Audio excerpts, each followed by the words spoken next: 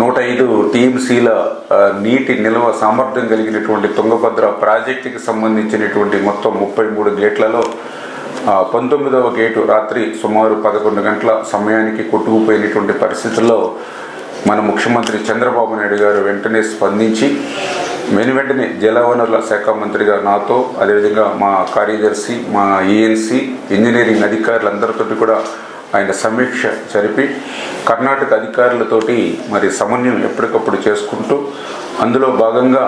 పర్టికులర్గా ఏదైతే ఈ యొక్క గేట్స్ అమరికలో అత్యంత నిపుణత కలిగినటువంటి కన్నమనాయుడు గారు మొన్న పోలవరం ప్రాజెక్టు ఆ గేట్ల అమరికలో కూడా ఆయన కీలకంగా వ్యవహరించిన వ్యక్తి. ఆ కన్నమనాయుడు గారి యొక్క సారథ్యంలో ఏదైతే మన రాష్ట్రానికి సంబంధించినటువంటి యొక్క సెంట్రల్ డిజైనింగ్ ఆర్గనైజేషన్ ఏదైతే ఉందో ఆ సిఈ ఎస్సీ ఈఈలు వీరందరూ కూడా ఒక బృందంగా ఏర్పడి వెంటనే ఆ కొట్టుకుపోయినటువంటి గేట్కి పునర్నిర్మాణం చేయాలని చంద్రబాబు నాయుడు గారు ఇచ్చిన ఆదేశాలని ఇమ్మీడియట్లీ అమలు చేసుకుంటూ వస్తూ ఉన్నాం. ఏదైతే ఈ యొక్క తుంగభద్ర ప్రాజెక్టు పురాతన ప్రాజెక్టు కావడం వల్ల ఈ యొక్క గేట్కి ఇటువంటి సమస్య వచ్చినప్పుడు ఏదైతే స్టాప్ లాక్ గేట్స్ దీనికి ఆల్టర్నేటివ్ లేకపోవడం వల్ల ఈరోజు 30,000 క్యూసెక్కుల నీరు వరకు కూడా ఆ యొక్క కొట్టుకుపోయిన గేట్ నుంచి కిందకి పోతున్నటువంటి పరిస్థితి. అయితే ఒక్క గేట్ నుంచే ఇంత నీరు పోతే మిగిలిన గేట్స్ కూడా ప్రెజర్ ఏర్పడుతుందనే ఉద్దేశంతో అదేవిధంగా మళ్ళీ కొట్టుకుపోయినటువంటి గేటు స్థానంలో మరొక గేటుని ఏర్పాటు చేయాలి కాబట్టి నీటిని కూడా తగ్గించాలనే ఉద్దేశంతో 90,000 క్యూసెక్కుల నీరు వరకు కూడా క్రిందకి వదులుతున్నామని చెప్పేసి సంబంధిత ప్రాజెక్టు అధికారులు కూడా చెప్పడం జరుగుతూ ఉంది.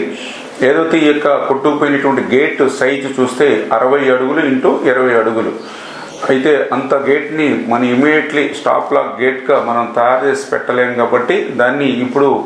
60 ఇంటూ 4 అడుగులు అంటే 5 గేట్లుగా చేసి ఆ స్టాప్ లాక్ గేట్స్గా దాన్ని ఆల్టర్నేటివ్గా అరేంజ్ చేసి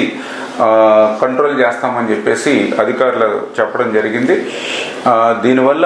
ప్రస్తుతానికి అంతగా ఎందుకంటే ఏదైతే క్రింద ఈ ప్రాజెక్టుకి క్రింద ఉన్నటువంటి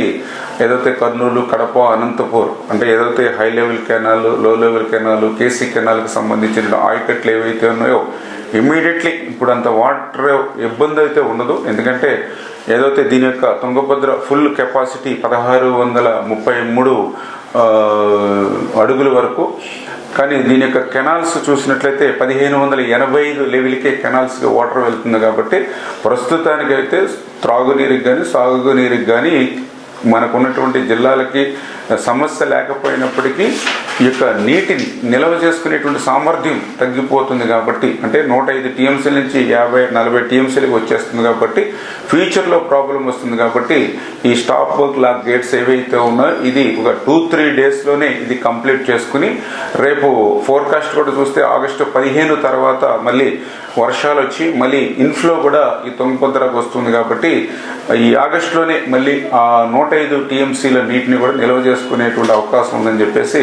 అధికారులు కూడా ముఖ్యమంత్రి గారితో సమీక్షలు కూడా చెప్పడం జరిగింది. ఖచ్చితంగా ఇవన్నీ కూడా ఒక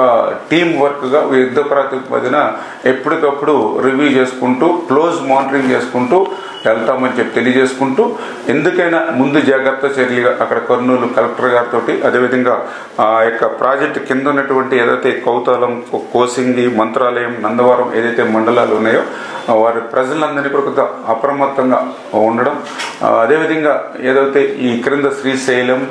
నాగార్జున సాగర్ పులిచింతల అంటే ప్రస్తుతానికి ఏ ఇబ్బంది లేకపోయినప్పటికీ కూడా అప్రమత్తంగా ఉండమని అక్కడ ఉండేటువంటి ప్రజలు కానీ ఇక్కడ ఉండేటువంటి డ్యామ్లకు సంబంధించిన అధికారులను కూడా హెచ్చరించడం జరిగింది.